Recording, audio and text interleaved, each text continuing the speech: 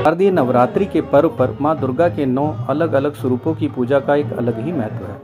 इसी को लेकर देश भर में लोग देवी मां को प्रसन्न करने के लिए उनकी उपासना कर रहे हैं। दिल्ली के किराड़ी में मिथिला पारंपरिक अंदाज में दुर्गा पूजन का आयोजन किया जा रहा है। शारदीय दुर्गा पूजा समिति द्वारा आयोजित 33वां दुर्गा पूजन का आयोजन वैदिक मिथिला विधि विधान के साथ किया जा रहा है। यहाँ पर मिथिला रीति रिवाज के अनेकों अलौकिक नज़ारे देखने को मिल रहे हैं, जिसमें दूर दूर से मां दुर्गा के भक्त यहां पर अपनी उपस्थिति दर्ज करा रहे हैं। इस बाबत संस्था के पदाधिकारियों का कहना है कि यह समिति वर्ष 1991 से दुर्गा पूजा का आयोजन कर रही है। यहां पर नृत्य, लोकगीत, भजन कीर्तन का आयोजन किया जाता है। पदाधिकारियों के मुताबिक इस पूजा कार्यक्रम में किराड़ी के साथ साथ पूरे दिल्ली के लोग बढ़ चढ़कर हिस्सा लेते हैं। लगभग 1 लाख से ज़्यादा लोग यहाँ पर माँ दुर्गा का आशीर्वाद लेने आते हैं। मेरा नाम घूरन मिश्र है।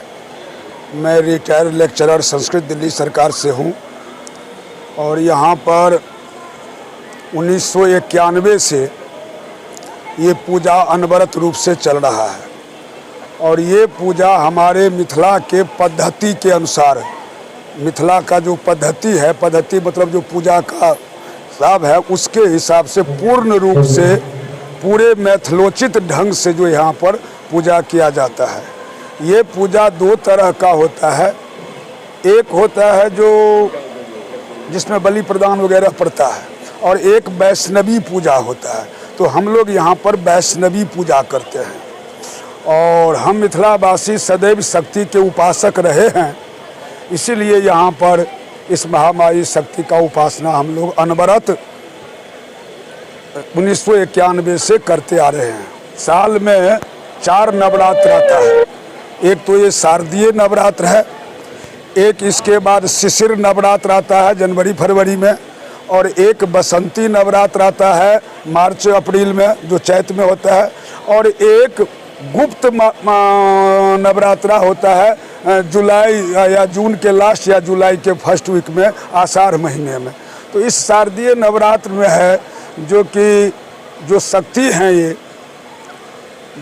असुरों को भक्षण करने के लिए, असुरों को संहार करने के लिए सारे देवताओं ने जो मिल करके ये शक्ति जो है, जितने भी हमारे सनातन धर्म में 36 कोटि देवता कहा गया है, 36 करोड़ देवता कहा गया, सभी ने थोड़ा थोड़ा अपना शक्ति दे करके और इस विशाल विराट शक्ति का प्रादुर्भाव हुआ था।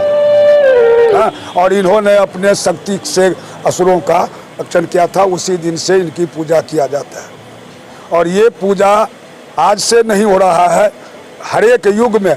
त्रेता युग में रावणस्य वधार्थाय, रावण को वध करने के लिए स्वयं मर्यादा पुरुषोत्तम राम ने त्रेता युग में इसी विधि विधान के साथ उन्होंने पूजा किया था, जिससे कि वो रावण रूपी दुष्कृत व्यक्ति पर, दुष्विचार पर उन्होंने अधर्म पर विजय प्राप्त किया। द्वापर में भी युधिष्ठिर ने भी इन पूजा को किए थे। तो ये पूजा अनवरत शक्ति का चलता आ रहा है। रंजीत जी, जिस तरीके से आप मैथिली विधि विधान के साथ संस्कृति को संरक्षित करने का काम कर रहे हैं, आज का जो समाज है वो अपनी संस्कृति से दूर जा रहा है, उनको क्या मैसेज देना चाहेंगे इस कार्यक्रम के माध्यम से? देखिए, सीधा सा आपके सवाल में ही आपका उत्तर छुपा हुआ है। यह पूजनोत्सव, यह महोत्सव और यह नाट्यकला परिषद के ऐतिहासिक रंगमंच से होने वाले कार्यक्रम अपनी सभ्यता और संस्कृति के रक्षार्थ ही चलाया गया। जब हमारे पूर्वधाओं ने इसका प्रारंभ किया होगा, उस समय भी यही परिकल्पना रही होगी कि आखिर जो हमारी सभ्यता और संस्कृति हम दूर छोड़ कर आ गए, हम अब जब यहाँ आ गए, हम मजबूरी में आए, पलायन करके आए, हम रोजी रोटी के तलाश में आए, लेकिन जब यहाँ आए तो अपनी सभ्यता और संस्कृति को कैसे बचा कर रखना, वो उसका एक सबसे बड़ा माध्यम हमारे इस पूजनोत्सव के माध्यम से हुआ। और आपको विदित है कि दुर्गा पूजा सिर्फ और सिर्फ 2 ही प्रांत में होता है, एक बिहार और एक बंगाल में।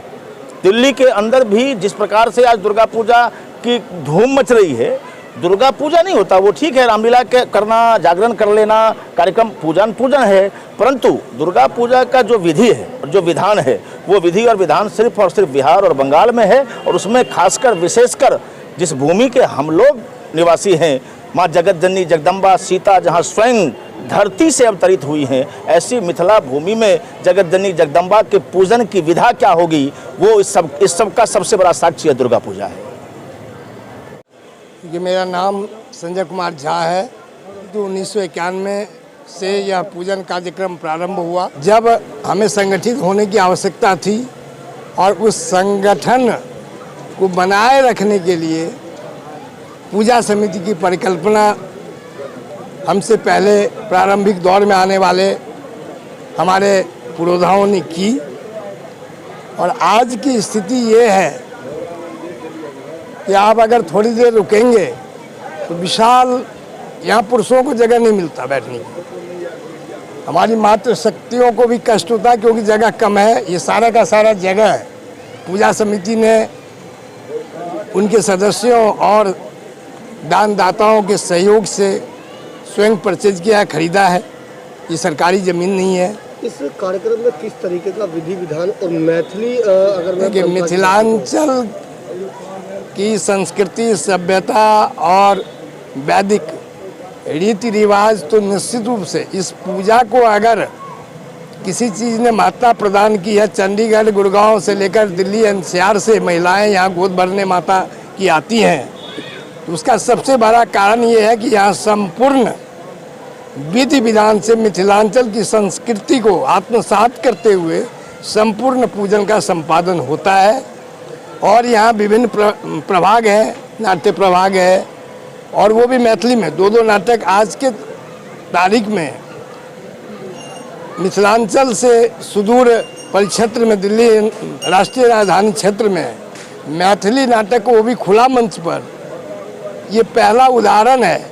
और इसे हम लोगों ने तो प्रारंभ किया। ये आज के युवा जिन्हें मोबाइल से फुर्सत नहीं है, जिन्हें बाकी चीज़ों से फुर्सत नहीं है, लेकिन ये माता रानी की कृपा है, वो संस्कार, वो संस्कृति, वो बीजारोपण इस पूजा समिति और नाट्यकला मंच के माध्यम से हुआ है कि हमारे डॉक्टर्स, इंजीनियर्स, हमारे लड़के नाटक खेलने वाले कोई गवार नहीं है, पढ़े लिखे युवा हैं, IIT के एक्सपर्ट हैं, और लेकिन उन्हें अपनी संस्कृति से हमने उनमें संस्कार भरा है। इस पूजा समिति ने उसमें संस्कार भरा है।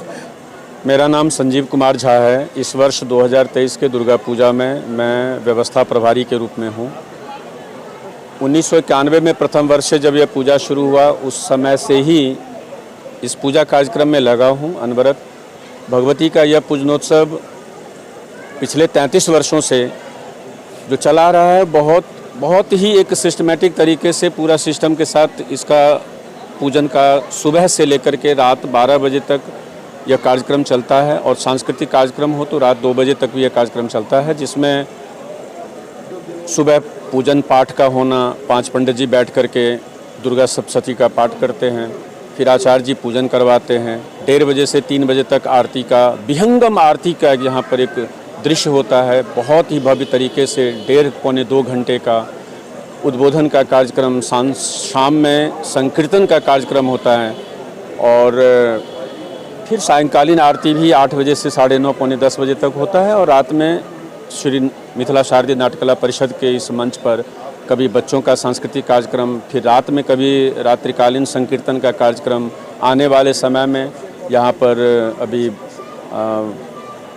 अरविंद सिंह जैसे मिथिला के सिंगर आ रहे हैं, और 2 दिन एक मैथिली में नाटक होगा जिसमें एक बिझो नाम से और एक सीता स्वयंवर के नाम से मैथिली में नाटक होगा।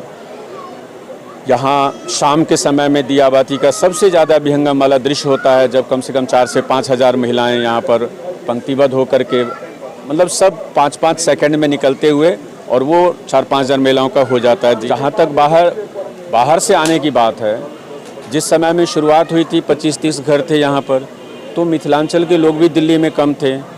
उस समय में जिनको पता लगा, चाहे वो पूर्वी दिल्ली से हो, दक्षिणी दिल्ली से हो, बाहरी दिल्ली से हो, पश्चिमी दिल्ली से हो, हर जगह से कॉलोनी से लोग आए यहाँ पर, जुड़ते गए। उसके बाद